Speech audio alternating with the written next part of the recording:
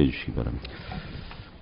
공정거래위원장님, 네. 지난번 회의 때 제가 오니까 끝이 나버려가지고 그 이야기 못했는데 지금 이제 내부자 고발과 관련되는 질의들이 네. 계속되고 있는데 네. 이게 어찌 보면은 방법적으로는 범죄 행위일 수가 있거든. 네. 그 고발을 하는데 그게 내용상 정당하고 그야말로 고발할 거리가 되고 네. 뭐가 잘못이 있다 그러면은 그 사람의 그 방법론에 대해서는 네. 처벌을 하는데 좀 이렇게 부드럽게 가야 되겠죠. 예. 근데 그 내용 자체가 지금 그 허위일 수도 있는 것이고 자기 판단이니까 예.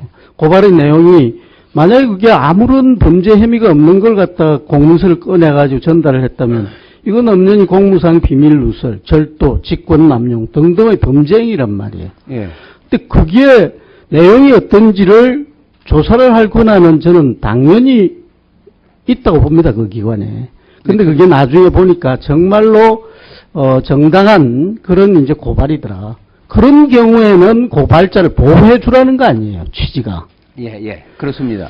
그래서 그렇게 정리를 하고 가야 될 것이지 무작정 조사 자체를 원천적으로 하지 마라. 이건 아닌 것 같다라는 말씀을 드립니다. 좀 참고를 한번 하시고요. 알겠습니다. 금융위원장님. 네.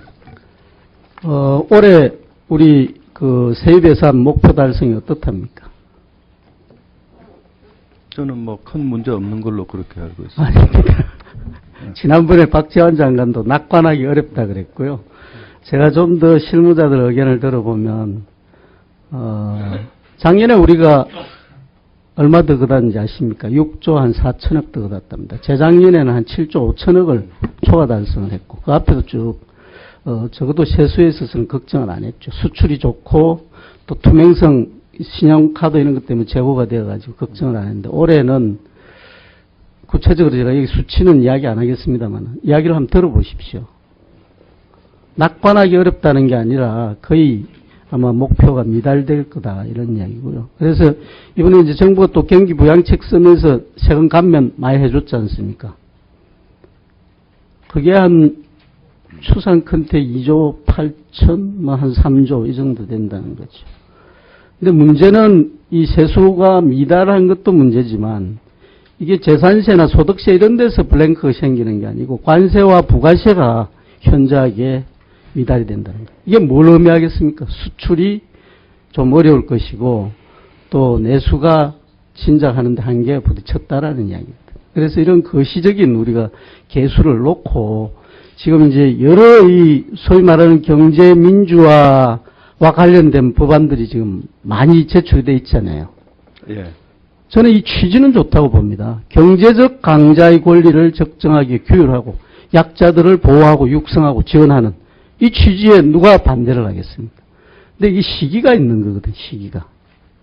그래서 과연 이게 지금 그 뭐 출총제, 그 다음에 선한출자, 금융지배구조 개선 관련되는 이 법 명분 있고 다 좋습니다. 취지는 좋은데 과연 지금 우리가 이걸 완성을 시켜서 적용을 해야 되느냐에 대해서는 우리 정책당국이 굉장히 고민을 해야 될 거다. 그러려면 적어도 계량화된 많은 수치들을 가지고 이게 소위에서 논의가 될 때 좀 이야기들이 돼야 된다. 공감하십니까? 네, 공감합니다. 기획재정부나 그 국세청이나 이런 데서 관련 자료들 좀 받아가지고 아마 그 소위에 논의될 때 실무자들하고 수기를 거쳐서 이런 현상들이 제대로 정확하게 반영돼야 된다라는 말씀을 드립니다. 네, 잘 알겠습니다. 그 외에도 뭐 여러 가지 위기, 뭐 잘 아시잖아요. 한국은행 보고서에 보면은 지금 상가나 아파트가 원리금 그 상환이 어려운 상황으로 치달은 이런 깡통 부동산 문제라든지. 뭐 다 하는 이야기, 가계대출이 지금 목전에 닿아가지고 기준금리 내리는 것도 그렇게 녹록지 않다라는. 여러 가지 이제 상황들이 이걸 피하면은 이쪽으로 피할 수 있어야 되는데 이쪽을 피하려면 이쪽도 막히고 저쪽도 막히고 이런 이제 여러 가지 상황들이 같이 우리 주위에 와가지고 있다라는 걸 꼭 좀 유념하셔서 정말로 경제민주화라는 게 강자와 약자의 그런 여러 가지 상황이 딱 균형에 맞게 균형추 역할을 할 수 있도록 좀 당부드립니다. 네, 잘 알겠습니다. 소회를 제가 지켜보고 나중에 다시 이 전체 회의로 넘어오면은 제가 말한 게 제대로 반영이 됐는지 꼭 따져볼 생각입니다. 예. 이것도 금융위원회 소관인 것 같은데, 저축은행 이 명칭 변경해야 된다라는 법안을 비롯해가지고 관련 여러 가지 규정이 있는데, 우리 전문위원 이 보고서가 참 정리가 잘 돼 있는 것 같아요. 그래서 지금 뭐 그간에 대주주 경영진의 모럴 해저드, 그 다음에 이제 PF처럼 이 아주 수익은 많이 나는 고위험 자산 운영, 뭐 이런 것 등등 해가지고 이제 고쳐야 될 게 뭐 한두 개가 아닙니다만, 다행히 이제 정부안을 보니까는 상당히 이 좋은 제도를 많이 도입을 하고 있습니다.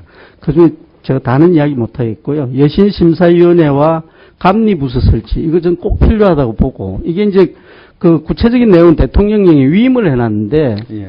요거 한번 생각해 보십시오. 만약에 여신심사위원회가 정말로 객관적으로 작동하면 대주주들 모럴 해저드는 적어도 우리가 걱정 안 해도 되는데, 이 사람들한테도 책임을 물어버리는 거예요. 상법에 보면은 무슨 그 회사의 이익에 반하는 결정을 한 이사라든지 이런 사람에 대한 손해배상 규정이 있잖아요.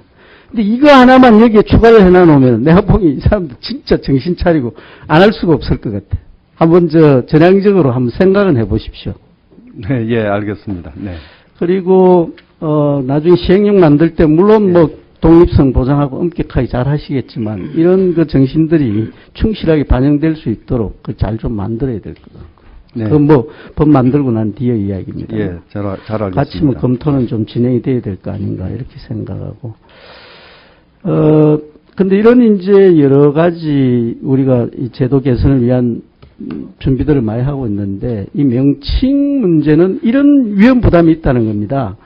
명칭을 옛날로 조금만 더 쓰겠습니다. 한 1분만 더 쓰겠습니다. 오히려 그게 이 신용이 취약하다는 걸 전면에 드러내버림으로써 잘 운영이 되고 있는 저축은행마저도 경영 부실로 치달을 이런 위험성이 상당히 있다. 뭐 이런 이야기인데, 다른 건 모르겠는데 그 점은 좀 귀담아 들어볼 여지가 있는 것 같다. 모든 저축은행을, 물론 이제 피해자도 많고 그간에 대주주들이 제대로 못해가지고 그 속을 우리가 좀 뭐 들여다보고 대수술을 해야 되는 건 누구도 부정할 수 없는데, 그렇다고 해가지고 건전한 사람들까지 그로 인해가지고 자기들 책임은 지지 않아도 될 부분 때문에 이게 어렵게 된다면 그건 조금 곤란하지 않을까 싶어서 그야말로 균형 있는 그런 논의가 되어야 되겠다. 이런 말씀드립니다. 네.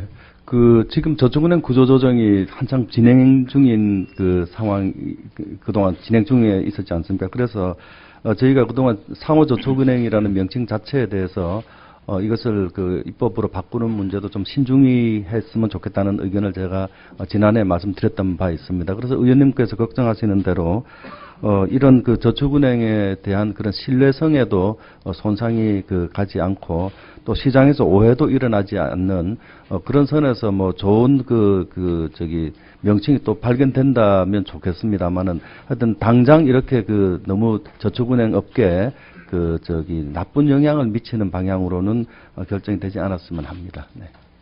예, 수고하셨습니다. 다음은 김기식 위원님 질의해 주시기 바랍니다.